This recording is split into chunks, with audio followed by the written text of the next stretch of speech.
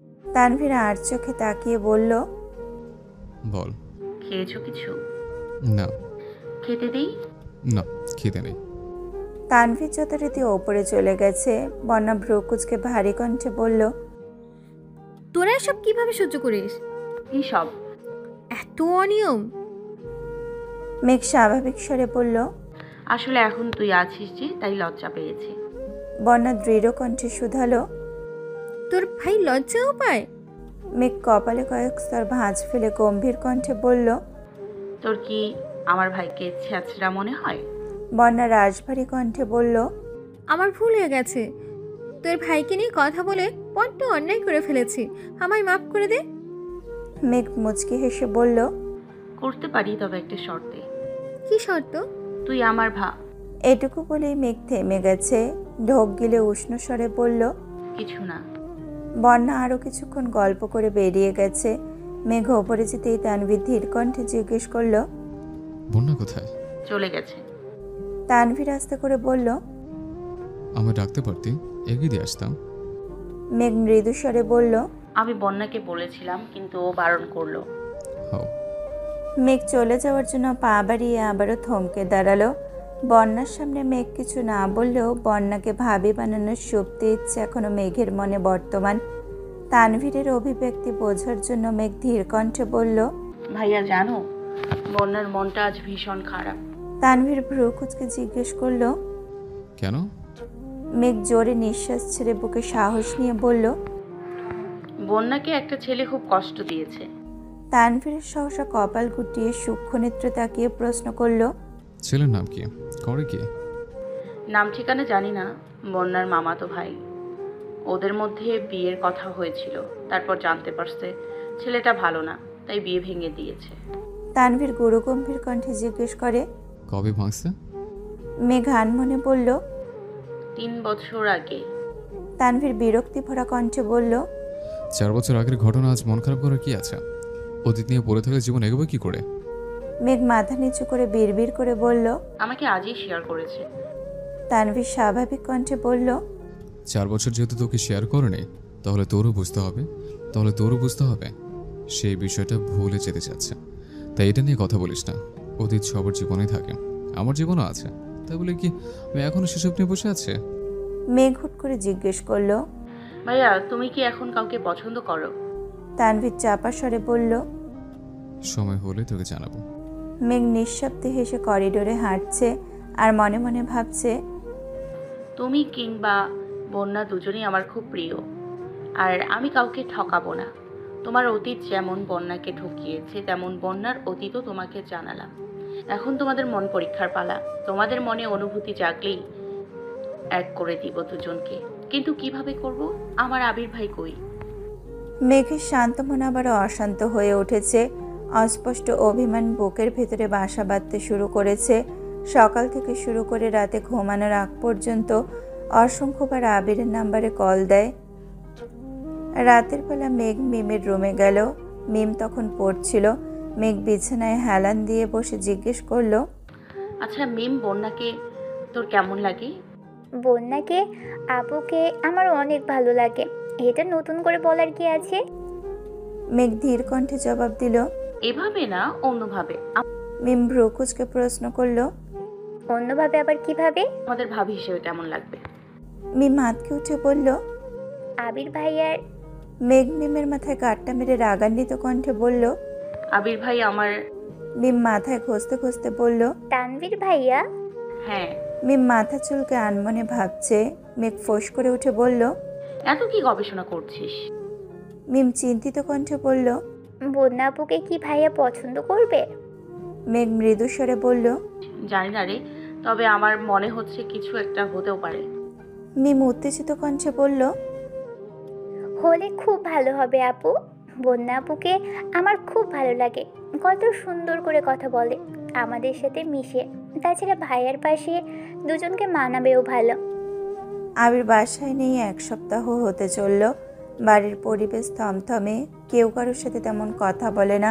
সবার ভেতরেই চাপা কষ্ট লুকিয়ে আছে। বিকেলের দিকে হালিমা খান সোফায় বসেছিলেন। ওনাকে দেখে মালিহা খানও এসে বসলেন। হালিমা খানকে এক পলক দেখে শীতল কণ্ঠে জিজ্ঞেস করলেন। তোর কি শরীর খারাপ? হালিমা খান মলিন হেসে জবাব দিলেন, মন খুব খারাপ? আবির এখনো বাসায় ফিরছে না। কোথায় আছে, কি অবস্থায় আছে আল্লাহ ভালো জানেন। মালিহা খান শ্বাস ছেড়ে ভারী কণ্ঠে বললেন, ওদের বাবা ছেলের কর্মকাণ্ডে আমি আর কোলাতে পারছি না। মেঘের আব্বু যেভাবে রাগ দেখায়, আবিরের আব্বুও তেমন রাগ দেখায়। কেউ কিছু বোঝার চেষ্টা করে না। ছেলেটা এসব কত সহ্য করবে? হালিমা খান গম্ভীর কণ্ঠে বললেন, মেঘের আব্বু কিছুদিন যাবৎ রাতে ঘুমায় না, সারাক্ষণ দুশ্চিন্তা করে। যত বন্ধু আর পরিচিত মানুষ আছে সবাইকে কল দিয়ে আবিরের কথা জিজ্ঞেস করে। মালিহা খান মলিন হেসে বললেন, মেঘের আব্বুকে তো আমি চিনি। রাগ দেখানোর সময় কোনো কিছু ভাববে না, অথচ পরে নিজেই সবচেয়ে বেশি দুশ্চিন্তা করবে। অন্যদিকে আবিরের আব্বু সম্পূর্ণ উল্টো। ওনার নিয়ম নীতি বাইরে গেলে ওনার সব কিছু এলোমেলো হয়ে যায়। ছেলে বউ ভাই বোন কিছুই দেখে না।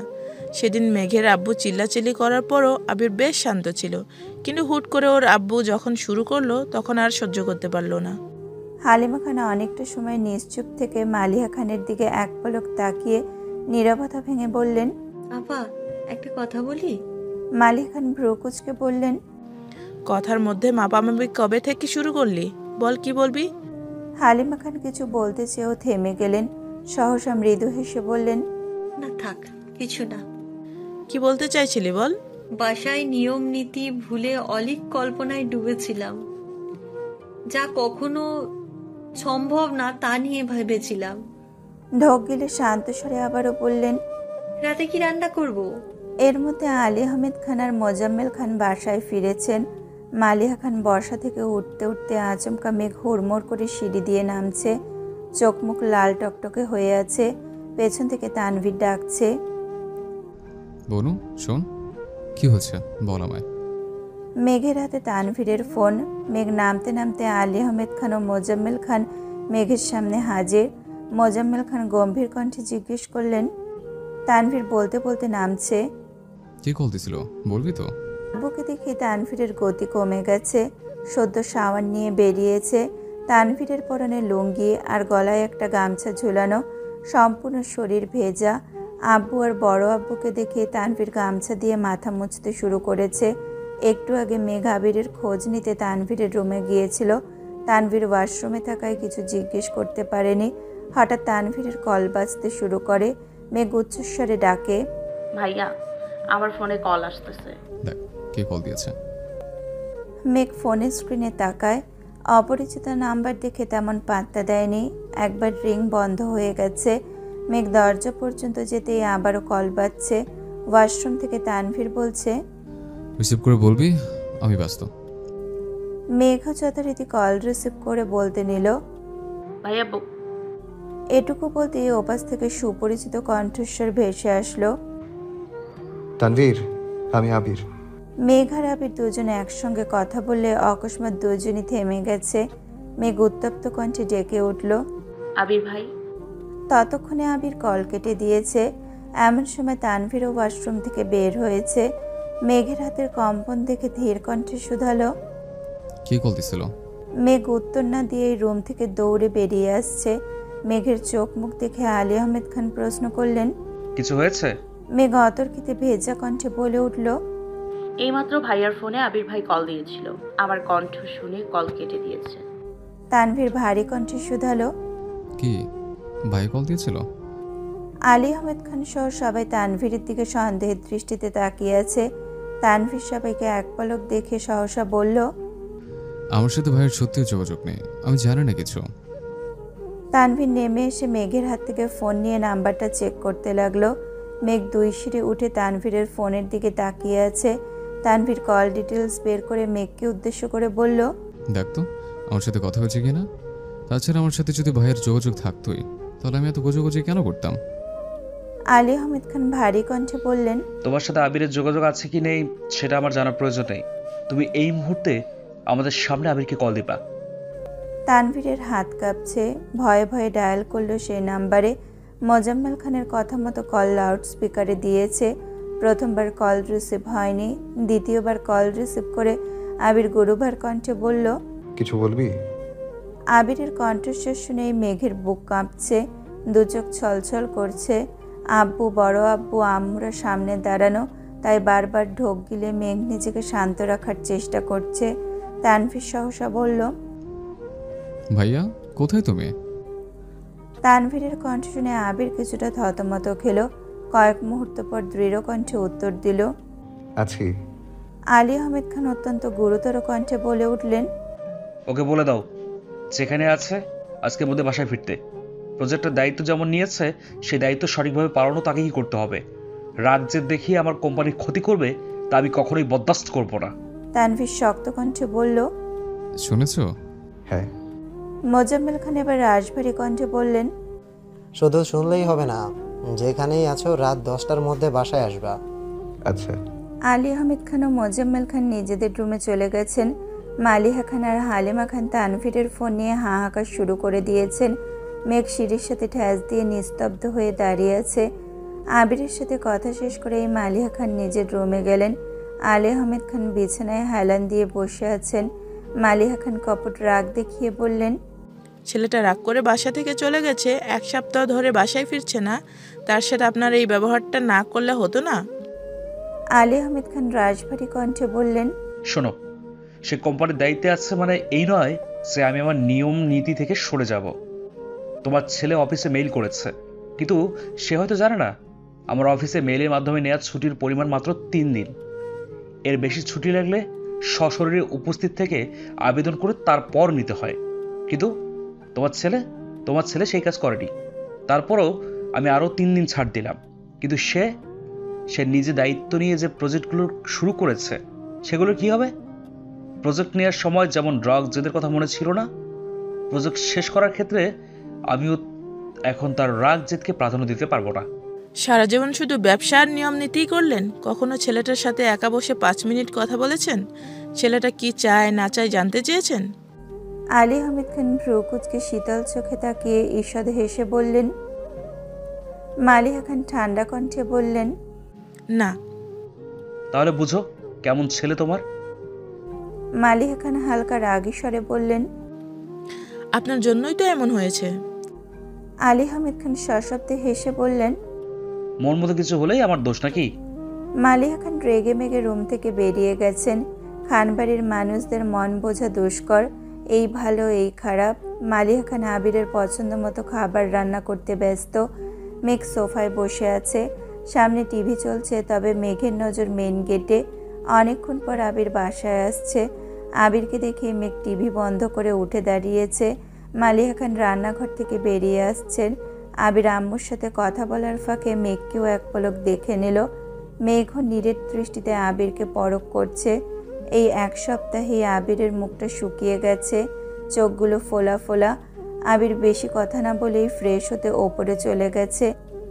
কিছুক্ষণ পর নিচ থেকে আলী আহমেদ খান ডাকলেন। আবির নিচে আসতে আলী আহমেদ খান জিজ্ঞেস করলেন, কোথায় গিয়েছিলে? কাছেই। কেন? কাজ ছিল। আলী আহমেদ খান গম্ভীর কণ্ঠে শুধালেন। নিজেকে কি মনে করো তুমি? আবির মৃদু হেসে বলল, আপাতত আপনার অযোগ্য সন্তান। মজা করছো? আবির তপ্ত স্বরে বলল, সরি আব্বু, আপনার সাথে মজা করার মতো যোগ্যতা আবার নেই। এই 1 সপ্তাহে কি নিরীক্ষণ করলে? নিজের আদতে লাগাম দেয়া। আমার ব্যবহারে আপনারা কষ্ট পেয়ে থাকলে অনুগ্রহ করে আমাকে মাফ করবেন। আর 3টা প্রজেক্টের কাজ মোটামুটি শেষ, আগামী 3 দিনে সম্পূর্ণ কমপ্লিট হয়ে যাবে। আলহামদুলিল্লাহ। মোজাম্মেল খান ভারী কণ্ঠে বললেন, ভাইজান, তোমার মাথা কি ঠিক আছে? ছেলেটা 1 সপ্তাহ পরে বাসায় ফিরেছে। কোথায় আগে খাওয়া দাওয়া করাবে তা না ব্যবসা নিয়ে আলোচনা শুরু করেছো? মোজাম্মেল খান আবিরের কাঁধে হাত রেখে শান্ত স্বরে বললেন, তোমার আব্বুর কথায় কিছু মনে করো না, চলো খাবে চলো। আবির ঢোক গিলে উষ্ণ স্বরে বলল, সরি চাচু, সেদিন আপনার সাথে ওই রকম ব্যবহার করা আমার একদমই উচিত হয়নি। প্লিজ কিছু মনে রাখবেন না। ধুর বোকা ছেলে, তুমি আমার সন্তান সমতুল্য। সন্তানরা ভুল করবে, এটাই স্বাভাবিক। যা হয়েছে সব ভুলে যাও, চলো খাবে এসো। মেঘ আর মিম ড্রয়িং রুমের এক কর্নারে দাঁড়িয়ে সব দেখছে। তানভীর বাসায় নেই, ফিরতে একটু দেরি হবে বলেছে।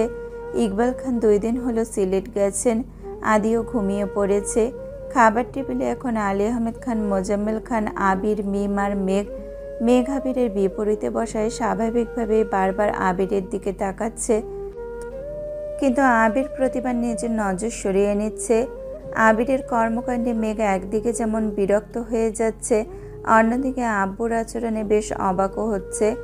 আলী আহমেদ খান আজ অল্প স্তর রাগ দেখালেও মোজাম্মেল খান একবারের জন্য মুখ কালো করে কথা বলেননি। মেঘ খাবার শেষ করে এক মুহূর্ত দেরি না করেই নিজের রুমে চলে গেছে। বন্যাকে কল দিয়ে আবিরের ফেরার কথা বলেছে। তারপর ফোন রেখে ব্যালকনিতে দাঁড়িয়ে আকাশের পানে তাকিয়ে কিছু ভাবছে। আচমকা পেছন থেকে আবির ডাকলো, ম্যাম। মেঘ আতকে উঠে ঘাড় ঘুরিয়ে তাকালো, তবে কিছুই বলল না। আবির আবারও বলল, নিজেকে কষ্ট দেওয়া ছাড়া আপনার আর কোনো কাজ নেই, তাই না? মেঘ আর চোখে আবিরকে খানিক দেখে গম্ভীর কণ্ঠে বলল, না। আবির মলিন কণ্ঠে বলল, ভালো। মেঘ নিরট কণ্ঠে বলতে শুরু করলো, বাসা থেকে চলে যাওয়ার আগে কেউ কি একবারের জন্য আমার কথা ভেবেছিলেন? আবির তপ্ত স্বরে জিজ্ঞেস করলো, কেমন আছেন? বেঁচে আছি। আবির মলিন হেসে বলল, ঠিক আছে। আবির চলে যেতে নিলেই মেঘ আবারও ডাকলো, আবির ভাই। আবিরের চিরচেনা জবাব, হুম। তবে আজ উত্তরে তেমন প্রাণ নেই। মেঘ ধীর কণ্ঠে জিজ্ঞেস করলো, আপনি কোথায় ছিলেন? ছিলাম কোনো এক জায়গায়। মেঘ হঠাৎই ভেজা কণ্ঠে বলে উঠল, এক সপ্তাহ নিখোঁজ হয়ে কিভাবে ছিলেন আপনি? আমি আপনাকে কত শতবার কল দিয়েছি, আর একটু হলে মরেই যেতাম। আবির দরজায় হেলান দিয়ে দাঁড়িয়ে মনমরা হয়ে বলল, এক সপ্তাহে এত ক্লান্ত হয়ে পড়েছেন? মনে জোর না থাকলে সামনের ছটা কিভাবে সামলাবেন ম্যাম? আবিরের কথা শুনে মেঘের কোমল প্রাণ হৃদয় মুষড়ে উঠল। সহসা উদাস চোখে তাকালো আবিরের পরিশ্রান্ত দৃষ্টতায়। আবিরের দুচোখ বন্ধ, ব্যর্থতার গ্লানি মুখে ফুটে উঠেছে। কোনো এক অজ্ঞাত ক্লেশে আবিরের বুকের ভেতরটা ভারী হয়ে আছে। মেঘ রাশবাড়ি কণ্ঠে বের করল, আপনি পাশে থাকলে আমি সব ঝড় নীরবে সয়ে যাব। আবির দীর্ঘশ্বাস ছেড়ে চোখ খুলল। এক পলক মেঘের দিকে তাকিয়ে কোমল কণ্ঠে বলল, নগর জুড়ে বৃষ্টি নামুক, আমায় সুরে ভাসিয়ে ফেলুক, তবু সহীন সুধায় তোকে পরিপূর্ণ রাখুক। আবির মাথা নিচু করে চলে যাচ্ছে। মেঘ মুখ ভার করে বারান্দায় দাঁড়িয়ে জানালা দিয়ে আবিরের দিকে তাকিয়ে রইল। সময় যত এগোচ্ছে পরিস্থিতি ততই বেসামাল হচ্ছে। মনের আড়ালে জমে থাকা সুপ্ত অনুভূতিগুলো বিষাক্ত হতে শুরু করেছে। সপ্তাহ কেটে যাচ্ছে। আবিরের ভাবগতিকে এসেছে বিশাল পরিবর্তন। বাসার ফেরার পর থেকে আবির একদম নিশ্চুপ হয়ে গেছে। আব্বু চাচ্চুদের সাথে কোনো প্রকার কথা বলে না, এমনকি ঠিকমতো বাসায়ও ফিরে না। 3টা প্রজেক্ট শেষ হয়েছে, বাকি 2টার কাজ একা হাতে সামলাচ্ছে। কখনো রাত 2টা-3টায় বাসায় ফেরে, কখনো বা ফেরেও না। মেঘ দিনে কয়েকবার কল দিয়ে আবিরের খোঁজ নেয়, তবে ইদানিং আবির মেঘের সাথেও তেমন কথা বলে না। সবসময় দায়সারা ভাব নিয়ে কথা বলে। মেঘ কিছু জিজ্ঞেস করলে শুধু উত্তর দেয়, নিজে থেকে কিছুই বলে না। মেঘও কিছুদিন যাবৎ বিষয়টা খেয়াল করছে। আবিরকে জিজ্ঞেসও করেছে, কিন্তু আশানুরূপ কোনো উত্তর পায়নি। আবিরের নিস্তব্ধতা আর সহ্য করতে পারছে না মেয়েটা। মোজাম্মেল খানও ইদানিং আবিরের সাথে বেশ শান্ত স্বরে কথা বলেন, কিন্তু আলী আহমেদ খানের মনে আবিরের প্রতি ক্ষোভের অন্ত নেই। আজ সকালে খাবার টেবিলে সবার উপস্থিতিতে আলী আহমেদ খান আবিরকে উদ্দেশ্য করে বলে উঠলেন, তোমার যে আগামীকাল ফ্লাইট, এটা কি সবাই জানে? বড় অপুর মুখ থেকে এমন প্রশ্ন শুনে মেঘ অতর্কিতে চোখ বড় করে তাকালো। আবির এক নজর মেঘকে দেখে গম্ভীর স্বরে বলল, না, বলা হয়নি এখনো। মালিহা খান কথাটা শোনা মাত্রই রান্নাঘর থেকে বেরিয়ে আসতে আসতে উদ্বিগ্ন কণ্ঠে জিজ্ঞেস করলেন, কিসের ফ্লাইট? আলী আহমেদ খান মেকি স্বরে বললেন, কেন, তোমার আদরের ছেলে তোমাকে কিছু জানায়নি? মালিহা খান ভারী কণ্ঠে প্রশ্ন করলেন, আবির, কিছু বলছিস না কেন? আবির মাথা নিচু করে গম্ভীর স্বরে জবাব দিল, একটা প্রজেক্টের কাজে কয়েক মাসের জন্য দেশের বাইরে যেতে হবে। অপ্রত্যাশিত বাক্য কর্ণকুহরে প্রবৃত্ত হওয়া মাত্রই মেঘের সব কিছু এলোমেলো হয়ে যাচ্ছে। আঁখি যুগল পূর্বের তুলনায় আরও বেশি প্রশস্ত হয়ে গেছে। বুকের ভেতর কালবৈশাখী ঝড় শুরু হয়েছে। মনে হচ্ছে মেঘের হৃদয়ে উষ্ণ অনুভূতিরা মেঘের গলা চেপে ধরেছে। নিঃশ্বাস নিতে পারছে না। বুকের ভেতরে তোলপাড় চোখে মুখে ফুটে উঠতে বেশি সময় লাগলো না। মেঘের দৃষ্টি নিরেট, চোখে নেই কোনো লুকোচুরি, ভ্রুযুগল কুঁচকে আছে।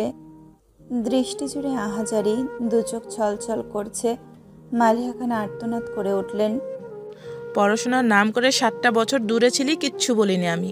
আর আর সহ্য করতে পারবো না, কোথাও যাবি না তুই। মালিহা খান আলী আহমেদ খানের দিকে তীক্ষ্ণ দৃষ্টিতে তাকিয়ে বলে উঠলেন, আপনারা কি শুরু করেছেন? ব্যবসার নাম করে প্রতিনিয়ত আমার ছেলেটার সাথে যাটা আচরণ করছেন। আমার ছেলে কোথাও যাবে না। টাকা পয়সা প্রয়োজন নেই, আমি চাই আমার ছেলে আমার চোখের সামনে থাকুক। আলী আহমেদ খান রাশভারী কণ্ঠে বললেন, আমি তোমার ছেলেকে জোর করিনি।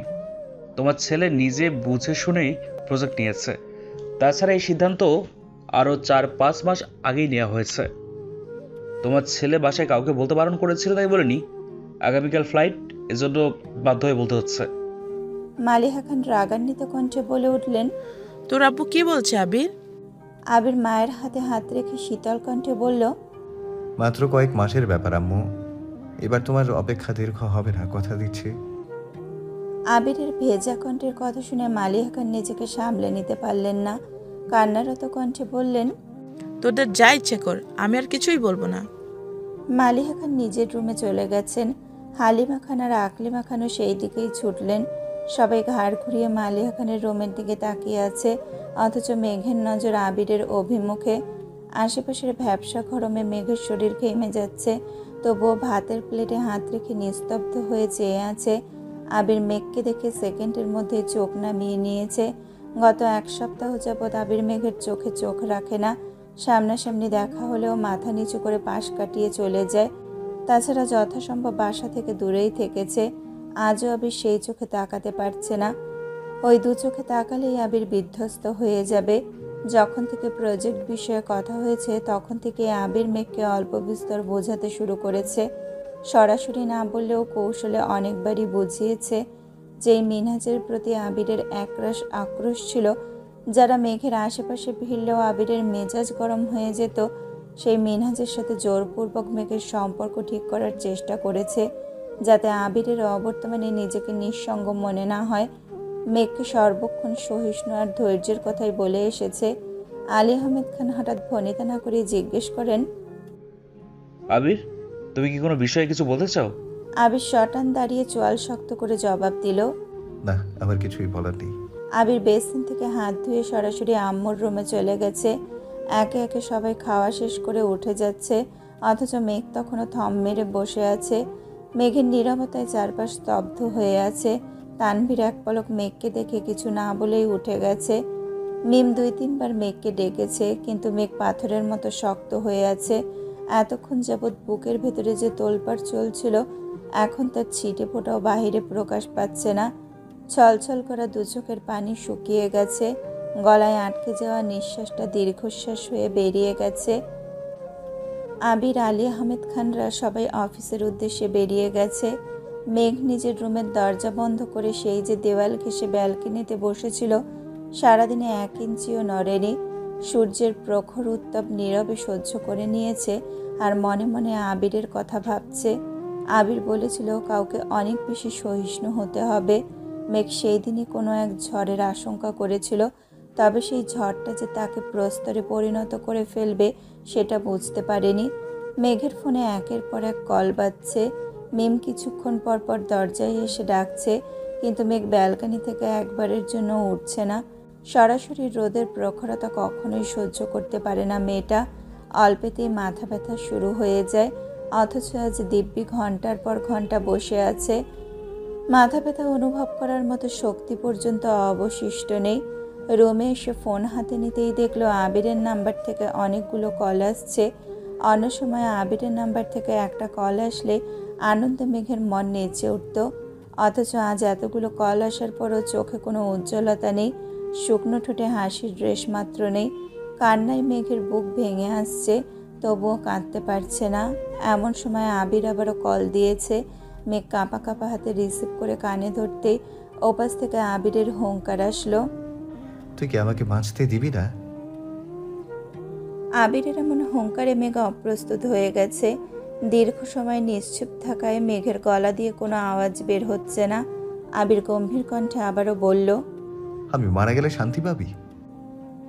মেঘ গলা খাকারি দিয়ে আর্তনাদ করে উঠল। বাজে কথা বলবেন না প্লিজ। আবির নিচু স্বরে বলল, এতগুলো কল দিলাম, একবারের জন্য রিসিভ করার প্রয়োজন মনে করলি না। এটা কি ঠিক? মেঘ আমতা আমতা করে বলল, ফোনের কাছে ছিলাম না। কোথায় ছিলি?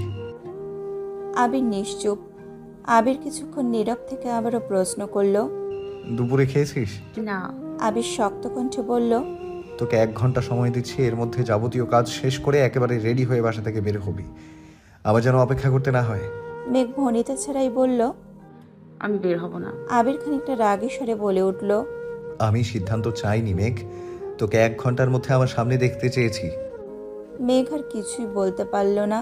তীব্র অনিচ্ছা সত্ত্বেও 1 ঘন্টার আগেই বাসা থেকে বেরিয়ে রিকশায় করে রওনা দিল। বাসায় একমাত্র মিমকে বলে বেরিয়েছে। মালিহা খান সারাদিন কান্নাকাটি করে ঘুমিয়েছেন। হালিমা খান সেখানেই বসে আছেন। আকলিমা খান আদিকে ঘুম পাড়িয়ে নিজেও ঘুমিয়েছেন। মেঘ কিছুটা সামনে এগোতেই আবিরকে দেখল। মেঘকে দেখিয়ে আবির জিজ্ঞেস করলো, খেয়ে এসেছিস? মেঘ উপর নিচ মাথা নাড়ালো। পশ্চিমা আকাশ সূর্যের রক্তিম আভায় ছেয়ে আছে। আবির যথারীতি মেঘের পাশে রিকশাতে বসলো। ব্যস্ততম শহরে স্বস্তির নিঃশ্বাস নেওয়ার কোনো স্থান নেই। উদ্দেশ্যহীন গন্তব্যে রিকশা চলছে, কারো মুখে কোনো কথা নেই। কিছুটা নির্জন জায়গায় আবির রিকশা থামাতে বলল। রিকশা থেকে নেমে দুজনে হাঁটতে শুরু করলো। মেঘের চিবুক নামানো। কিছুটা এগোতেই আবির খুব ঠান্ডা গলায় বলল, সবাই শুনলে কষ্ট পেত, তাই আমি আগে কাউকে কিছু বলিনি, কিন্তু আমার এখন যাওয়াটা খুব প্রয়োজন। আশা করি তুই অন্তত পক্ষে বুঝবি। মেঘ জিভ দিয়ে ঠোঁট ভিজিয়ে নিচু স্বরে বলল, প্রয়োজন হলে অবশ্যই যাবেন। আবির ভ্রুকুচকে ব্যস্ত ভঙ্গিতে জিজ্ঞেস করলো, তুই কি এখনো রেখে আছিস? মেঘ হালকা হেসে বলল, না। সামনে দুইটা চেয়ারে দুজন বসেছে। 2 কাপ চাও অর্ডার করেছে। আবিরের চোখ মাটিতে স্থির হয়ে আছে। মেঘের চোখের দিকে 1 সেকেন্ডের জন্য তাকাতে পারছে না। মেঘ এক দৃষ্টিতে তাকিয়ে শান্ত স্বরে জিজ্ঞেস করলো, আপনার কি শরীর খারাপ? আবির চোখ মুখ মুছে ঠিক করে বসলো। ধীরে ধীরে এপাশ ওপাশ মাথা নেড়ে কাঁধ উছিয়ে শীতল কণ্ঠে বলল, চল উঠি। আবিরের অস্বস্তি বুঝতে পেরে মেঘ আর কিছু বলল না। কাপে তখনও অর্ধেক চা আছে, সেইভাবেই কাপ রেখে দিয়েছে। মেঘের মন ভালো করতে বাসা থেকে বের করে এনেছিল আবির, অথচ বুকের ভেতরের হাহাকারে নিজেই অস্বস্তিতে পড়ে গেছে। সময় নষ্ট না করে মেঘকে নিয়ে সরাসরি শপিং করতে গেল। বেশ কয়েকটা শপ ঘুরে মেঘের জন্য একটা স্মার্ট ওয়াচ নিয়েছে। ফোনের সাথে কানেক্ট করে মেঘের হাতে পরিয়ে দিতে দিতে গৌরভার কণ্ঠে বলল, আজকের পর থেকে ঘুম আর গোসল ব্যতীত সর্বক্ষণ এটা পড়ে থাকবি। তোর অবহেলায় আমার একটা কল যদি মিস হয়, তারপর বুঝাবো। মেঘ নীরবে চোখ তুলে তাকাতে আবিরের সাথে দৃষ্টি বিনিময় হলো। অতর্কিতে আবির নিজের চোখ নামিয়ে নিয়েছে। মেঘ ভ্রুকুচকে বলল, ওখানে গেলে কি আপনার আমার কথা মনে থাকবে? আবির চটজলদি বলে উঠল। মনে থাকবে না কেন? মেঘ উত্তর না দিয়ে উল্টো প্রশ্ন ছুড়ল। বাসায় যাব না? আবির ভ্রুকুচকে দীর্ঘশ্বাস ছেড়ে বলল, কেবল আজকের রাতটাই, কাল থেকে হুটহাট জোর করার মতো কেউ থাকবে না।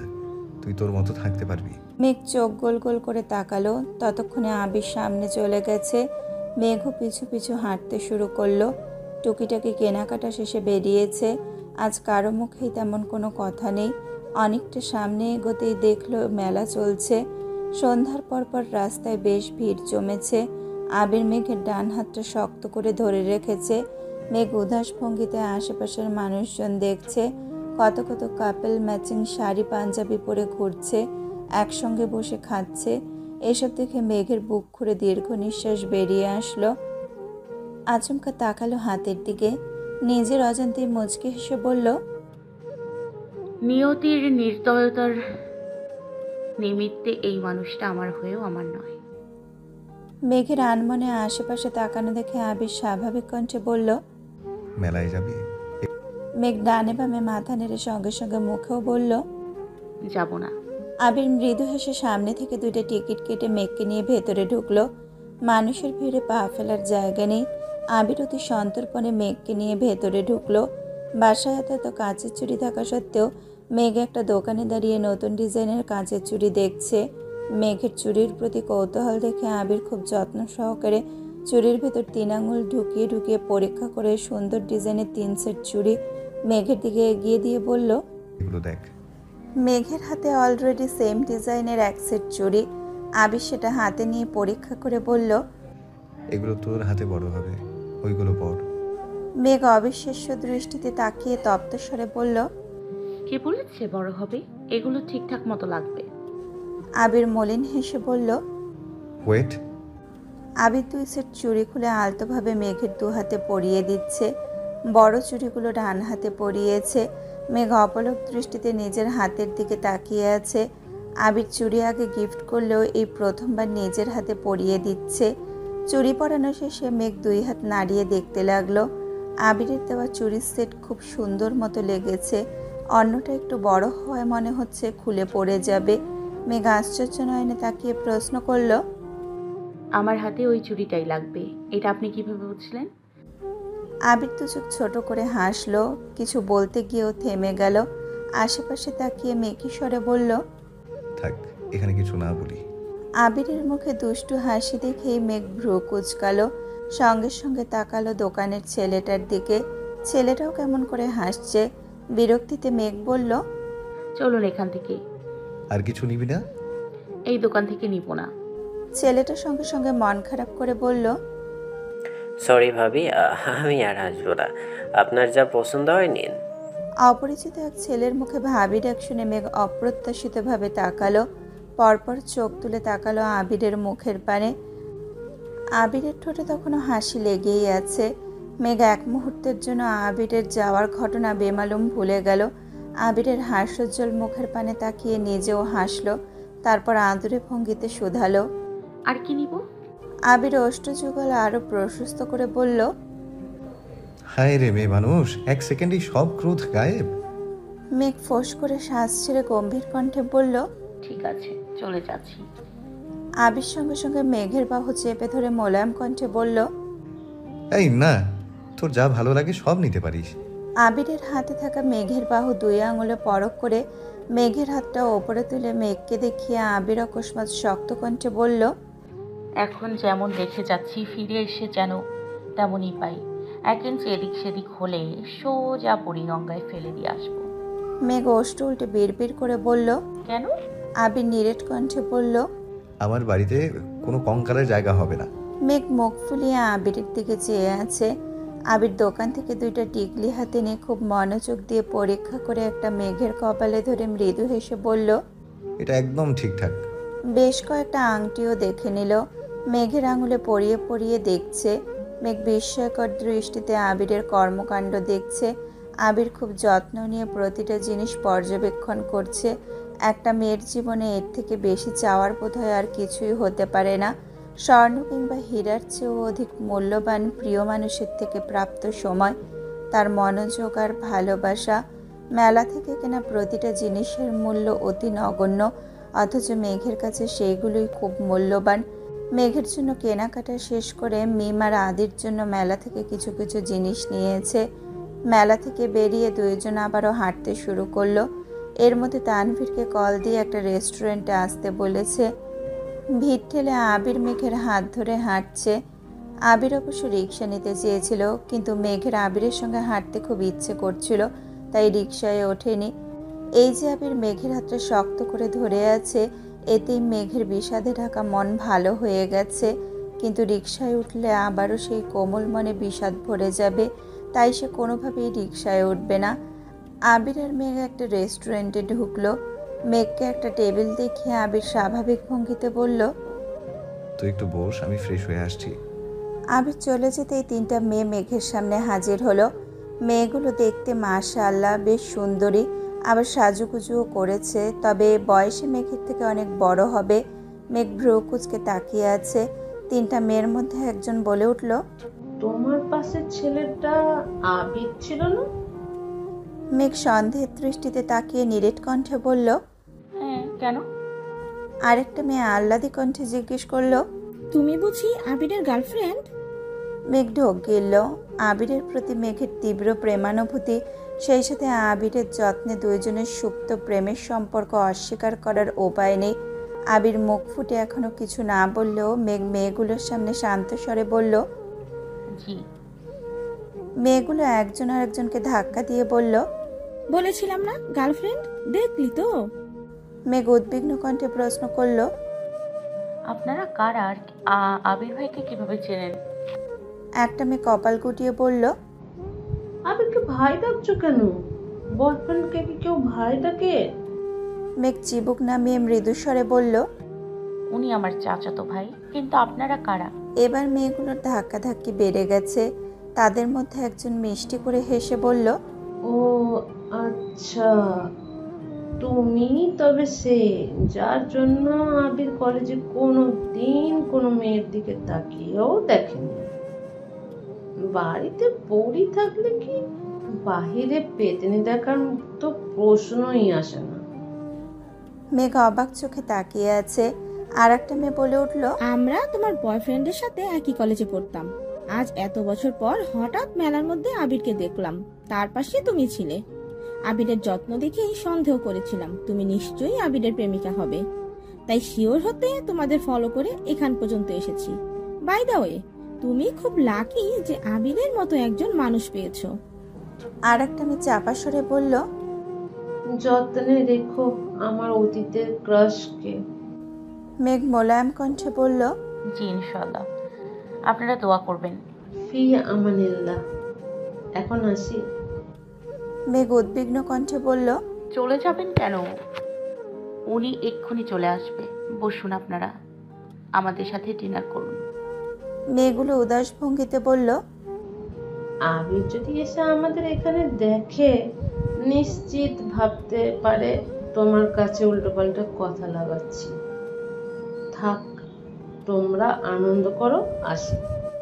পাশের মেয়েটা আবারও বিড়বিড় করে বলল, ক্রাশের প্রেমিকাকে দেখে পেট ভরে গেছে, আজ রাতে কিছু না খেলেও চলবে। যেতে যেতে পাশের জন ধমক দিল, মুখটা বন্ধ রাখ তোর। মেয়েটা কি ভাবছে কে জানে। মেয়েগুলো রেস্টুরেন্ট থেকে বেরিয়ে গেছে। এর মধ্যে আবির হাত মুখ ধুয়ে চলে আসছে। টিস্যু দিয়ে হাত মুছতে মুছতে মেঘের দিকে তাকালো। মেঘ তখনও সেই দিকে তাকিয়ে আনমনে হাসছে। আবির পেছন ঘুরে উদ্বিগ্ন কণ্ঠে জিজ্ঞেস করলো, কি হয়েছে, এভাবে হাসছিস কেন? পরিচিত কেউ আসছিল? মেঘ হেলান দিয়ে বসে আবিরের দিকে তাকিয়ে ঠাট্টার স্বরে বলল, আপনার গার্লফ্রেন্ড আসছিল। আবির কপালে কয়েক স্তর ভাঁজ ফেলে প্রখর তপ্ত স্বরে শুধালো, আমার গার্লফ্রেন্ড মানে?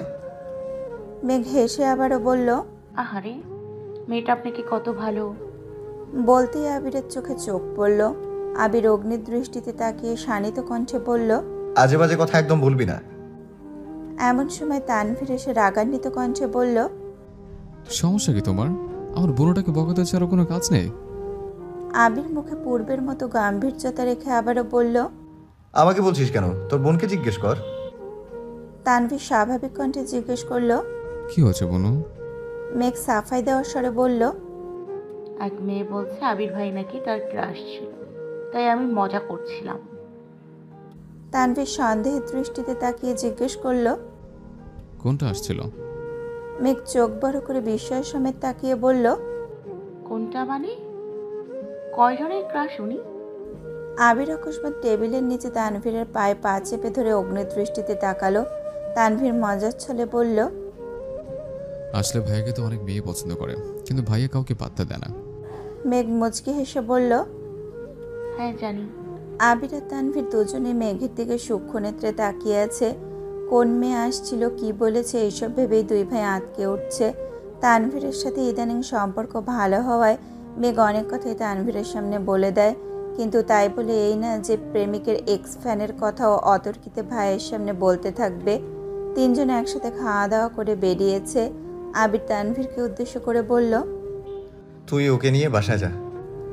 মেঘ সঙ্গে সঙ্গে জিজ্ঞেস করলো, আপনি বাসায় যাবেন না? তানভীর মিটিমিটি হেসে বাইক স্টার্ট দিতে চলে গেছে। আবির মলিন হেসে বলল, রাকিবদের সাথে দেখা করে বাসায় ফিরবো। মেঘ আস্তে করে বলল, তাড়াতাড়ি ফিরবেন।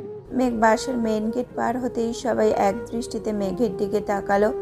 জিজ্ঞেস করতে যাবে এমন সময় পেছন থেকে তানভীর এসে বলল, কি রে বনু, এখানে দাঁড়িয়েছিস কেন?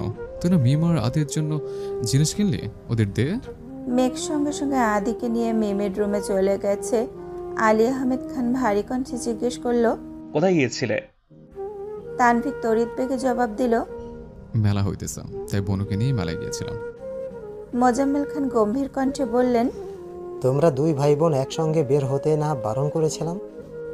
তানভীর ভ্রু কুচকে গম্ভীর কণ্ঠে বলল, মনে ছিল না। এরপর থেকে বোনকে রিক্সা পাঠিয়ে আমি বাইকে আসবো, তাহলে হবে তো? আলী আহমেদ খান হেসে বললেন, বোনকে একা নিয়ে গেলে, মিম আর আদিকে নিলে না কেন? তানভীর মেকি স্বরে বলল, তিনজনকে একা সামলানো সম্ভব না, পরবর্তীতে বাসার সবাই মিলে একদিন যাব। আলী আহমেদ খান আবারও প্রশ্ন করলেন। আবির কোথায়? তানভীরের স্বাভাবিক জবাব, রাকিব ভাইদের সাথে অফিসিয়াল মিটিং করছে। মোজাম্মেল খান ভ্রু উঁচিয়ে বললেন, অফিসিয়াল মিটিং? তানভীর রাশভারী কণ্ঠে বলল, ভাইয়া চলে গেলে সম্পূর্ণ দায়িত্ব তো রাকিব ভাইয়া আর রাসেল ভাইকে নিতে হবে। তার জন্য মিটিং প্রয়োজন না? হ্যাঁ, অবশ্যই প্রয়োজন। বাসায় কখন ফিরবে? মিটিং শেষ হলে। ঠিক আছে, তুমি রুমে যাও। তানভীর স্বাভাবিকভাবেই রুমে চলে গেছে। মেমদের জিনিসপত্র দিয়ে মেঘ নিজের রুমে এসে ফ্রেশ হয়ে চুল খুলে মাথায় টিকলি, নতুন কেনা বড় বড় ঝুমকা, 2 হাত ভর্তি চুড়ি, কোমরের বিছা পরে ড্রেসিং টেবিলের সামনে দাঁড়িয়ে নিজেকে দেখছে। আজকের পরা প্রতিটা জিনিসই আবির ভাইয়ের পছন্দ করে কেনা। মেঘ একবার ওড়না দিয়ে মাথায় ঘোমটা দিচ্ছে, আবার ঘোমটা তুলে নিজের লাজুক মুখখানা দেখছে। আচমকা মেঘের মনে বিষাদের ছায়া নেমে আসলো। মনে পড়ে গেল আবির ভাইয়ের চলে যাওয়ার কথা। ঠোঁটে লেগে থাকা হাসি মুহূর্তেই বিলীন হয়ে গেছে। সঙ্গে সঙ্গে সব খুলে ফেলেছে। চুলে হাত খোপা করে বিছানার এক কোণে চুপটি করে বসে পড়েছে। মনে মনে ভাবছে ছোট থেকে ফেলে আসা সব স্মৃতি। অকস্মাৎ মেঘের মনে পড়ল আজ থেকে প্রায় 9 বছর আগের কথা, যখন প্রথমবারের মতো আবিরের দেশ ছাড়ার কথা হচ্ছিল। আবির আকুল কণ্ঠে বারবার মেঘকে জিজ্ঞেস করেছিল, তুই কি যাস? আমি তোকে ছেড়ে চলে যাই? প্লিজ মেঘ, তুই একবার বল যেতে হবে না। আমি সত্যি সত্যি যাব না, কিছু তো বল প্লিজ। অথচ মেঘ সেদিন একবারের জন্য মুখ খোলেনি। এমনকি আবিরের আকুল কণ্ঠে বলা কথাগুলোর মানেও বোঝার চেষ্টা করেনি। তীব্র অভিমান বুকে জমিয়ে রেখেছিল, যার জন্য বাধ্য হয়ে সেদিন আবিরের কাটা বেছানো পথকেই বেছে নিতে হয়েছিল। তখন আবির বাড়ি ছাড়ায় সবচেয়ে বেশি খুশি হয়েছিল মেঘ, অথচ আজ সম্পূর্ণ উল্টো। আজ সবচেয়ে বেশি কষ্ট মেঘই পাচ্ছে। মালিহা খানকে বোঝানোর পর উনি মেনে নিয়েছেন, কিন্তু মেঘ কোনো কিছু বোঝার অবস্থাতেই নেই। আবিরের উপস্থিতি ছাড়া মাত্র 7 দিনেই মেয়েটা আধমরা হয়ে গিয়েছিল। সেখানে 7 সমুদ্র পার হয়ে আবির চলে যাবে, এটা সে কোনোভাবেই মানতে পারছে না। ঘন্টা 2 যাবৎ মেঘ এলোপাথারি ভাবনায় মগ্ন। হঠাৎ ভাবনার মাঝে আগমন ঘটে আবিরের 3 বান্ধবী, যাদের মধ্যে একজন বলেছিল, তুমি তবে সে যার জন্য আবির কলেজে কোনো দিন কোনো মেয়ের দিকে তাকিয়েও দেখেনি। বাড়িতে পড়ি থাকলে বাহিরে পেতনি দেখার তো প্রশ্নই আসে না। এটুকু মনে পড়তেই মেঘ অকস্মাৎ সোজা হয়ে বসল। রেস্টুরেন্টে বিষয়টা সেভাবে ভেবে দেখেনি, তবে এখন এটার মানে বেশ বুঝতে পারছে। মেঘ নিজেকেই নিজে প্রশ্ন করল, তবে কি আবির ভাই আমাকে তখন থেকেই ভালোবাসতেন? মেঘের হৃদস্পন্দন জোরালো হতে শুরু করেছে। আচমকা বুকের বাঁ পাশে তীব্র শূন্যতা অনুভব হচ্ছে। 9 বছর যাবৎ আবির ভাইকে কত কষ্ট দিয়েছে সেসব ভেবেই মেঘের কলিজা কাঁপছে। যদিও মেঘ শিওর না, এটা কেবল সন্দেহ, তবুও মেঘ স্তব্ধ হয়ে গেছে। কোনো কিছু না ভেবে দ্রুত রুম থেকে প্রস্থান নিয়ে ছুটল আবিরের রুমের দিকে। ততক্ষণে রাত গভীর হয়ে গেছে। ঘড়ির কাঁটা 11-12টার ঘরে। আবিরের রুমের দরজা চাপানো, তবুও ইতস্ততা ছাড়াই মেঘ দরজায় ধাক্কা দিল। ছুটে গেল রুমের ভেতর, কিন্তু আবির রুমে নেই। রুমে লাগেজ সাথে প্রয়োজনীয় সব কিছু গোছানো দেখে মেঘের বুকটা আবারও ছ্যাদ করে উঠল। রুমে ফোন দেখে শিওর হলো আবির বাসায় আছে। রুমে আবিরকে না পেয়ে সোজা ছুটল ছাদের দিকে। ছাদের কার্নিশে মেরুদণ্ড সোজা করে দাঁড়িয়ে আছে আবির, দৃষ্টি আকাশের পানে। মেঘ দরজায় দাঁড়িয়ে ঘন ঘন শ্বাস ফেলে তাকালো আবিরের দিকে। আবিরের পেছন সাইড দেখে মেঘ বুঝতে পেরেছে বুকের ভেতরে আটকে থাকা সবটুকু নিঃশ্বাস ছেড়ে মেঘ আবারও ছুটল। আবির গভীর মনোযোগ সহকারে অসীম আকাশে তাকিয়ে আছে। মেঘের নূপুরের শব্দ আবিরের কর্ণকুহরে প্রবেশের আগেই মেঘ পেছন থেকে আবিরকে জাপটে ধরে হাউমাউ করে কান্না শুরু করে দিয়েছে। আকস্মিক ঘটনায় আবির এক পা সামনে গিয়ে ছাদের সাইডের দেওয়ালে হাত চেপে ধরে নিজেকে নিয়ন্ত্রণ করলো। মেঘের ছোট্ট 2টা হাত আবিরের বুকের ওপর। মেঘের অবাধ কান্নায় আবিরের পিঠের দিকে শার্ট ভিজে যাচ্ছে। আবির এক হাতে নিজের দু চোখ মুছে মেঘকে খানিকটা ছাড়িয়ে সামনে ঘুরল। মেঘ এবার অতর্কিতে আবিরের প্রশস্ত বুকে ঝাঁপিয়ে পড়েছে। মেঘের গগন বিদারী কান্নায় প্রকৃতি স্তব্ধ হয়ে গেছে। ছাদে বয়ে যাওয়া হিমশীতল হাওয়াও থেমে গেছে। পূর্ণিমার চাঁদে আলোকিত ছাদে আবির আর মেঘ ব্যতীত কোথাও প্রাণের অস্তিত্ব নেই। ধীরে ধীরে মেঘের কান্নার মাত্রা বেড়েই চলেছে। আবিরের গলা দিয়েও কোনো আওয়াজ বের হচ্ছে না। মেঘকে সান্ত্বনা দেওয়ার মতো কোনো ভাষাও খুঁজে পাচ্ছে না। কয়েক মুহূর্ত নিস্তব্ধ থেকে আবির আচমকা নিজের এক হাত মেঘের কোমরের কিছুটা ওপরে আর এক হাতে পিঠ বরাবর রেখে মেঘকে শক্ত করে জড়িয়ে ধরল। আবিরের স্পর্শ অনুভব করা মাত্র মেঘ আবিরকে আরো শক্ত করে জড়িয়ে ধরে। জোরে শব্দ করে কাকুতি শুরু করেছে। এই প্রথমবার আবির মেঘকে ভালোবাসার বন্ধনে আবদ্ধ করেছে। প্রশস্ত হাতের সবটুকু সামর্থ্য দিয়ে তার প্রেয়সীকে আলিঙ্গন করেছে। এর আগে যে কয়েকবার ধরেছে ততবারই আবির দূরে থেকেছে। তবে আজ দুইজনের মাঝে 1 ইঞ্চির দূরত্বও নেই। দুটা নিষ্কুল হৃদয়ের মানুষের কান্নাতেই একে অন্যের হৃদয়ের ক্লেশ উপলব্ধি করছে। আবির কিছুটা নিচু হয়ে মেঘের মাথার উপর আলতোভাবে নিজের গাল ছোঁয়াতে আবিরের চোখের কার্নিশ ঘেঁষে এক ফোঁটা অশ্রু মেঘের কেশরাজ ভেদ করে ভেতরে চলে গেছে। কান্নার তোপে মেঘ সেই নোনা জল উপলব্ধিও করতে পারেনি। আবির সঙ্গোপনে দীর্ঘ নিঃশ্বাস ছেড়ে মেঘের মাথায় নিজের মাথা কাত করে রাখতেই মেঘ আবিরের প্রশস্ত বুকে নিজের মুখ চেপে ধরেছে। অকস্মাৎ মেঘের খোপার বাঁধন খুলে আবিরের দুহাত থেকে মেঘের ঘন কালো চুল পৌঁছে গেছে হাঁটুর উপর পর্যন্ত। আবিরের সুপ্ত অনুরাগের মতো কেশরাজ যেন লুকিয়ে ফেলেছে আবিরের ভালোবাসার বন্ধনকে। মেঘ আবিরের বুকের বাঁ পাশে মাথা রেখে অবাধে কাঁদছে। আবির নীরবে মেঘের কান্নার গভীরতা মাপছে। প্রায় 45 মিনিট পেরিয়ে গেছে, অথচ মেঘ থামছেই না। আবির বাধ্য হয়ে কান্না ভেজা কণ্ঠে বলল, এবার একটু থাম প্লিজ। মেঘ আরও কিছুক্ষণ কেঁদে কয়েক সেকেন্ডের জন্য থামলো, তবে তখনও ফুপিয়ে ফুপিয়ে কেঁদেই যাচ্ছে। খানিক স্থির হওয়ায় আবিরের বুকের বাম প্রকোষ্ঠে থাকা হৃৎপিণ্ডের প্রবল স্পন্দন অনুভব করছে, যা বাহিরের থেকে স্পষ্ট শোনা যাচ্ছে। মেঘের কান্না থেমে গেছে। দু চোখ দিয়ে গড়িয়ে পড়া নোনা জলও থমকে গেছে। মেঘ ফোপানো কণ্ঠে বলে উঠল, আবির ভাই, আপনি ব্যতীত আমি একেবারে নিঃস্ব হয়ে যাব। আমাকে ছেড়ে যাবেন না প্লিজ। আবির এক হাতে মেঘের মাথায় হাত বুলাতে বুলাতে মোলায়েম কণ্ঠে বলল, এই বিস্তৃত নক্ষত্র মণ্ডলকে সাক্ষী রেখে আবির মেঘকে কথা দিচ্ছে, আজ থেকে ঠিক 5 মাস পর মেঘ যা চাইবে, ঠিক যেভাবে চাইবে সেভাবেই পাবে। মেঘের কোনো ইচ্ছে আমি আবির অপূর্ণ রাখবো না, কথা দিলাম। শুধু একটু ধৈর্য রাখ প্লিজ। মেঘ কাঁদতে কাঁদতে বলল, আমি এর বেশি ধৈর্য রাখতে পারছি না আবির ভাই। আমার মনে হচ্ছে আমি আর বাঁচবো না। আবির সহসা মেঘকে শক্ত করে জড়িয়ে ধরে আর্তনাদ করে উঠল। তোর কিছু হলে আমি বাঁচতে পারবো না। আবিরের আর্তনাদ শুনে মেঘ আবিরের বুক থেকে মাথা উঠিয়ে বিস্মিত নয়নে আবিরের মুখের পানে তাকিয়েছে। পূর্ণিমার চাঁদের আলোতে মেঘের দুধে আলতা আদলে গাল বেয়ে গড়িয়ে পড়া পানির দাগগুলো মুক্তার ন্যায় চকচক করছে। মেঘের বিষণ্ণ চিত্তে নৈসর্গিক পুলক নিরূপণ হচ্ছে। উদ্বিগ্ন আদল মুহূর্তেই বদলে গেছে মুগ্ধতায়। আবিরের অন্তরের মর্মভেদী প্রদাহে প্রতিনিয়ত বিধ্বস্ত হওয়া অবসন্ন ধৃষ্টতায় মুহূর্তে স্তম্ভিত ফিরল। আবিরের অচঞ্চল চাহনি ছোট্ট মেঘের বুকের ভেতর আবদ্ধ হৃৎপিণ্ডটাকে ক্ষতবিক্ষত করে দিচ্ছে। মেঘের পিঠ থেকে হাত সরিয়ে আবির অতীব আত্মদায়ে মেঘের দু চোখ মুছে দিয়েছে। মেঘ তখনও ছোট্ট হাতে সর্বশক্তি দিয়ে আবিরকে জড়িয়ে ধরে আছে। আবির গালের পানি মুছে দু হাতে মেঘের দুগালে হাত রেখে নীরের দৃষ্টিতে তাকিয়ে পড়বেন না আবারও জিজ্ঞেস করল, ম্যাম, আমাকে কি 5টা মাস সময় দেয়া যাবে? আবিরের আজ্ঞাসূচক প্রশ্ন শোনা মাত্রই মেঘের চোখ থেকে এক ফোঁটা অশ্রু গাল পর্যন্ত নামতেই আবির নিজের বৃদ্ধা আঙুলের সহিত সেই গতি থামিয়ে দিয়ে মুখে গম্ভীর ভাব বজায় রেখে বলল, মাস বাদ দিলাম, মাত্র 150 দিন হলেই চলবে। ঘুম ভাঙলেই 149 দিন চলবে।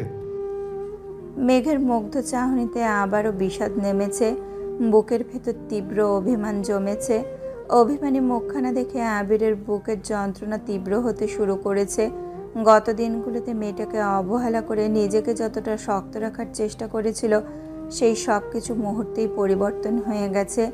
আবির নিজেকে নিরুদ্ধ করতে আকাশের পানে তাকিয়ে দুচোখ বন্ধ করে সঙ্গোপনে দীর্ঘ নিঃশ্বাস ছাড়ল। হঠাৎ অনুভব করলো আবিরের পিঠ থেকে মেঘের দুহাত সরে গেছে। আবির তৎক্ষণাৎ চোখ মেলল। ততক্ষণে মেঘের শরীর হেলে পড়ছে। আবির তড়িৎ বেগে মেঘকে দুহাতে আঁকড়ে ধরে আর্তনাদ করে উঠল। এই মেঘ, কি হয়েছে তোর? মেঘের নিস্তেজ দেহ আবিরের গায়ে পড়ে আছে। আবির অনর্গল ডাকছে, কিন্তু মেঘের হোশ নেই।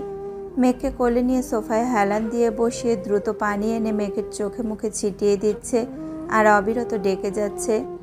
সকাল থেকে করা একের পর এক অনিয়ম, মনের বিরুদ্ধে সারাদিন উত্তপ্ত ক্ষিপ্রতায় নিজেকে প্রহত করার তীব্র প্রচেষ্টা, বুকের ভেতর কষ্ট চেপে রাখার উদ্যম, তার সঙ্গে অনাবশ্যক কান্নার ফলে মেঘের দেহ নিস্তেজ হয়ে পড়েছে। মিনিট দশেকের মধ্যে মেঘ পিটপিট করে চোখ মেলল। আবির ছাদের ফ্লোরে বসে মেঘের দুহাত আঁকড়ে ধরে আকুল কণ্ঠে ডেকেই যাচ্ছে। আবিরের বিধ্বস্ত চেহারা দেখে মেঘের বুকের ভেতরটা মোচড় দিয়ে উঠেছে। মনের অন্তরালে চলছে একের পর এক প্রশ্নের ছোটাছুটি, কিন্তু তার একটাও শ্বাসনালী পেরিয়ে মুখ পর্যন্ত আসতে পারছে না। আবির আকুল কণ্ঠে শুধালো, কি হয়েছে তোর? আবিরের প্রশ্নে মেঘের ধ্যান ভাঙে। চিবুক নামিয়ে আস্তে করে বলল, আমার মাথা কেমন করছে। আবির শ্বাস ছেড়ে নিজেকে ধাতস্থ করে উদ্বিগ্ন কণ্ঠে বলে উঠল, এত পাগলামি কেন করিস? তুই তো জানিস কাঁদলে তোর মাথা ব্যথা করে, শ্বাসকষ্ট হয়, তবে কেন এমন করিস? নিজের প্রতি যত্নশীল কবে হবি? আবিরের আদর মাখা একের পর এক প্রশ্ন শুনে মেঘের অভিমানী মনে রাশি রাশি অভিমান ভর করছে। মুখটা আগের থেকেও বেশি চুপসে গেছে। মেঘ আবিরের দিকে তাকিয়ে উদাসীন ভঙ্গিতে বলল, আমি পৃথিবীর শ্রেষ্ঠ অনুৎকণ্ঠিত হব, নিজেকে প্রতিহত করে নিজেই আশাহত হব। আমাকে জ্বালাতে তোর খুব ভালো লাগে, তাই না? মেঘ না চাইতেও ক্ষীণ হাসল, তবে হাসিটা পূর্বের ন্যায় প্রাণহীন। আবির ঠান্ডা কণ্ঠে হুমকি দিল, আমি যাওয়ার পর যদি কোনোভাবে শুনতে পারি যে তুই স্ব ইচ্ছায় নিজেকে নিজে আহত করেছিস, তাহলে এই আবিরকে আর পাবি না। চুপচাপ রুমে যা। মেঘ নিরাশ হয়ে বলল, আমি রুমে যাব না। আবির ফ্লোর থেকে উঠে ট্রাউজারের ধুলো ঝেড়ে ব্যস্ত ভঙ্গিতে জিজ্ঞেস করলো, রুম পর্যন্ত দিয়ে আসতে হবে? মেঘ আকাশের পানে তাকিয়ে উষ্ণ স্বরে বলল, চাঁদটা খুব সুন্দর, তাই না? আবির আর চোখে চাঁদের পানে তাকিয়ে মুখের গম্ভীর ভাব সরিয়ে মেঘ স্বরে বলল, তোর থেকে বেশি না। মেঘ মলিন হেসে স্বাভাবিক কণ্ঠে বলল, যে অনলের উত্তাপে সদাই ঝলসে যাচ্ছে, সেই অনলে ঘি নাই বা ঢালেন আমি উন্মাদ হতে পারি, তবে বিবশ নয়। আবির মেঘের পাশের সোফায় বসে নিজের হাঁটুতে দুহাতের ভর ফেলে মাথা নিচু করে ফ্লোরের দিকে তাকিয়ে তপ্ত স্বরে বলে উঠল, এই জন্যই আমি বাসায় কিছু বলতে চাইনি। ভেবেছিলাম ওইখানে পৌঁছে ফোন করে জানাবো, কিন্তু আব্বু জানিয়ে দিয়ে সবকিছু এলোমেলো করে দিয়েছে। মেঘ কপাল গুটিয়ে সূক্ষ্ম নেত্রে আবিরের দিকে তাকিয়ে আর্তনাদ করে উঠল, আপনি আমায় না জানিয়ে চলে যেতে পারতেন। হয়তো। মেঘ দুহাতে আবিরের বাহু শক্ত করে ধরে আবিরের শক্তপোক্ত বাইসেপে মাথা এলিয়ে মিনমিন করে বলল, আপনি বড্ড নিষ্ঠুর। আবির আর চোখে চেয়ে বলল, তাহলে নিষ্ঠুর মানুষটার পাশে বসে আছিস কেন? রুমে চলে যা। মেঘ অনুষ্ণ কণ্ঠে জবাব দিল, নিষ্ঠুর মানবের নিষ্ঠুরতা আমায় বন্দি করে ফেলেছে, আমি এখন কি করব? আবির মোলায়েম কণ্ঠে বলল, নিষ্ঠুর মানবের জন্য প্রতীক্ষা করবি? আবির একটু থেমে আবারও বলল, শোন, আমি চাই না আমার অবর্তমানে তুই নিজের উন্মুক্ত মনটাকে বন্দি করে নিজেকে কষ্ট দিস। তোর জীবন যেভাবে চলছিল সেভাবেই চলবে। বন্ধু, আড্ডা, পড়াশোনা, তাছাড়া যা যা করতে ভালো লাগে সব করতে পারিস। যদি ঘুরতে ইচ্ছে করে তানভীরকে বললেই নিয়ে যাবে। মন খারাপ লাগলে ফুপ্পির সাথে দেখা করে আসিস। সব থেকে বড় কথা, যদি কখনো আমার সাথে কথা বলতে ইচ্ছে করে তাহলে নির্দ্বিধায় কল দিস। হোক রাত 2টা কিংবা দুপুর 12টা, যখন তোর ইচ্ছে হবে তখনই কল দিবি। যা ইচ্ছে তাই বলতে পারবি। যদি মাঝরাতে টিকটিকি কিংবা ব্যাঙের স্বপ্নে ঘুম ভাঙে আর সেই স্বপ্নের কথা শেয়ার করতে ইচ্ছে হয়, তবে সঙ্গে সঙ্গে আমায় কল দিবি। সবসময় মনে রাখবি, কোথাও কেউ একজন তোর চিন্তায় নিরন্তর মগ্ন আছে। মেঘ নিশ্চুপ বসে আছে। আবির গলা খাকারি দিয়ে আস্তে করে বলল, সেই সাথে লাস্ট ওয়ার্নিং দিচ্ছি, আমি চলে যাওয়ার পর আমার নিষেধাজ্ঞা অমান্য করে যদি নিজেকে কষ্ট দিস, তবে আমি আবির তোকে চিনি না। Mind it. মেঘ আবিরের হাত ছেড়ে সোজা হয়ে বসেছে। প্রিয় মানুষের সঙ্গ পেতে মন সায় দিলেও আজ শরীরটা সায় দিচ্ছে না। সারাদিনের উদ্দামতা মেঘের চোখে মুখে ফুটে উঠেছে। মাথা অনবরত ঘুরছে, চোখে ঝাপসা দেখছে। নিজের সাথে নিজে বিগ্রহ করেও ঠিক থাকতে পারছে না। একবার মাথা চেপে ধরছে, একবার আকাশের পানে তাকাচ্ছে, আবার আবিরকে দেখছে। মেঘের অস্থিরতা বুঝতে পেরে আবির শান্ত স্বরে শুধালো, শরীর কি বেশি খারাপ লাগছে? মেঘ উপর নিচ মাথা নেড়ে বলল, হ্যাঁ। ঘুমালে হয়তো ঠিক হয়ে যাবে, চল তোকে রুমে দিয়ে আসি। মেঘ শক্ত কণ্ঠে বলে উঠল, আমি রুমে যাব না, এখানেই থাকবো। আবির নড়ে চড়ে পায়ের ওপর পা তুলে বসে মেঘকে কাছে টেনে আবিরের উড়োতে শুইয়ে দিয়েছে। আকস্মিক ঘটনায় মেঘের সর্বাঙ্গ শিহরিত হচ্ছে। বুকের ভেতরে টালমাটাল অবস্থা সামলাতে বারংবার ব্যর্থ হচ্ছে। আচমকা আবিরের সংস্পর্শ মেঘকে নাজেহাল করে তুলছে। তবে আবিরের সেদিকে বিশেষ মনোযোগ নেই। আবির ব্যস্ত মেঘের লম্বা চুল সামলাতে। মেঘের বুকের বাঁ পাশের হৃৎপিণ্ডের কম্পন বাহির থেকে শোনা যাচ্ছে। লজ্জায় আড়ষ্ট হয়ে চোখই খুলতে পারছে না। সেই সঙ্গে শরীরের দুর্বলতার জন্য ওঠার চেষ্টাও করতে পারছে না। আবিরের এক হাত মেঘের চুলে, খুব যত্ন সহকারে মেঘের মাথায় হাত বুলিয়ে দিচ্ছে। মেঘ ভেতরে ভেতরে আবিরের কোল থেকে ওঠার চেষ্টা করছে। আস্তে আস্তে সাইডে সরে যাচ্ছে। আচমকা আবির অন্য হাতে মেঘের পেটের পাশে হাত রেখে মেঘের শরীর সোফার মাঝ বরাবর এনে উষ্ণ স্বরে বলল, কথা না শুনলে সোজা রুমে ফেলে দিয়ে আসবো, তারপর কান্নাকাটি করবি না বলে দিলাম। আবিরের উষ্ণ স্পর্শে মেঘের নিঃশ্বাস আটকে গেছে। সেই সঙ্গে ভারী কণ্ঠের হুমকিতে মেঘ সম্পূর্ণ শান্ত হয়ে গেছে। চোখ বন্ধ করে ঘন ঘন শ্বাস ছাড়ছে। আবির মেঘের মাথায় হাত বুলিয়ে দিচ্ছে। সেই সঙ্গে মেঘকে শীতল কণ্ঠে বোঝাচ্ছে। আবিরের বিস্তর আলাপচারিতার পর মেঘ ধীরে ধীরে চোখ মেলল। উজ্জ্বল আলোতে আবিরের মায়াময় মুখখানায় তাকিয়ে মনে মনে আওড়ালো, এত কথা বলতে পারছেন অথচ একবারের জন্য কি ভালোবাসি শব্দটা বলা যায় না? আবির শান্ত স্বরে জিজ্ঞেস করলো, কি ভাবছেন? মেঘ চোখ সরিয়ে মুচকি হেসে বলল, কিছু না। মেঘ অসীম আকাশে জলজল করা চাঁদের পানি চেয়ে আছে। আর আবিরের নেশাক্ত দৃষ্টি তাকিয়ে আছে মেঘের মায়াবী আদলে। আবিরের বুকের বাঁ পাশে যে চাঁদের অবস্থান, সেই চাঁদ আজ আবিরের কোলে শুয়ে আছে। আবির না চাইতেও আজ তার একান্ত চাঁদের রূপ আর মায়ায় নিজেকে জাহির করতে বাধ্য হয়েছে। বেসামাল দশার কত সময় পেরিয়েছে সেদিকে কারোর হোশ নেই। আবিরের আত্মতায় একসময় মেঘ আবিরের কোলে শুয়ে গভীর ঘুমে আচ্ছন্ন হয়ে গেছে। আবির তখনও মায়াবী দৃষ্টিতে মেঘের ঘুমন্ত মুখখানা দেখছে। প্রায় শেষ রাতের দিকে আবির মেঘকে তার রুমে নিয়ে গেছে। আবির মেঘের মাথায় হাত বুলিয়ে আলতোভাবে মেঘের কপালে একটা চুমু খেয়ে ভেজা কণ্ঠে বলল, খুব মিস করবো তোকে। আবির উঠে যেতে নিলে মেঘ ঘুমের ঘোরেই আবিরের টি শার্ট খামচে ধরেছে। আবির উঠতে চেয়েও থমকে গেছে। এই হাত ছাড়িয়ে চলে যাওয়া আবিরের পক্ষে অসম্ভব, তাই চুপচাপ মেঘের পাশে বসে পড়েছে। সকাল হয়ে গেছে। মেঘ আধ ঘুমে থেকে আশেপাশে তাকিয়ে নিজেকে রুমে আবিষ্কার করলো। তৎক্ষণাৎ ঘড়ির কাঁটা টিকটিক করে উঠল। মেঘ চোখ ঘুরিয়ে ঘড়ির দিকে তাকাতেই দেখলো ঘন্টার কাঁটা ঠিক 11টায়। মেঘ এক লাফে শোয়া থেকে উঠে এক পাঁচ না ভেবে বিছানা থেকে নেমে ছুটতে শুরু করলো।